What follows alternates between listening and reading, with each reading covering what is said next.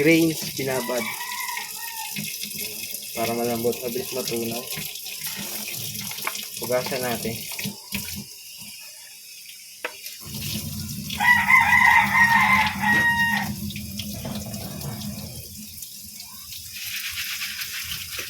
Babad na yan. Pugasan natin sa mga dumi.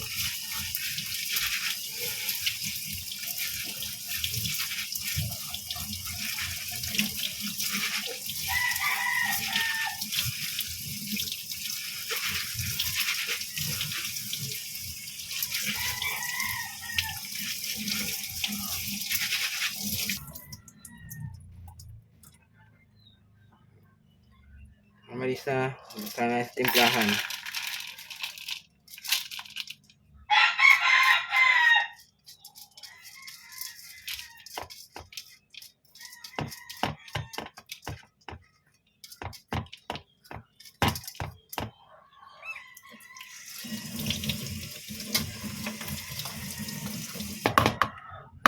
Ngayon, lagyan natin ng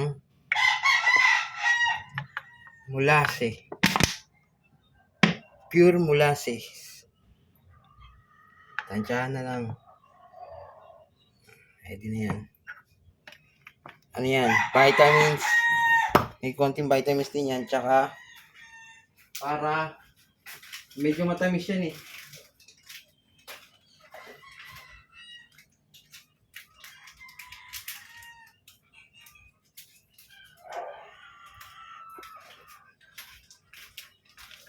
Tapos, lagyan natin Vitamin Pro. Tansya-tansya lang din yan. Tignan pa natin. Tapos, dito na tayo. Tapos, dadagdagan natin ng 4 cups yan eh. Dagdagan natin ng pellet.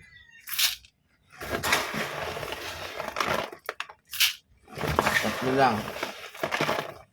Hindi na yan. Tapos, aliin natin. Kailangan konti lang yung pellet. Kumbaga sa 100%, parang 30 o 20% lang ang pellet. Kasi pag puro pellet, nagkakasapola. Kakaroon ng taba yung puwet ng manok. Hihina, pumalo. Yan. Talap-talap na yan. Manamis-namis yan.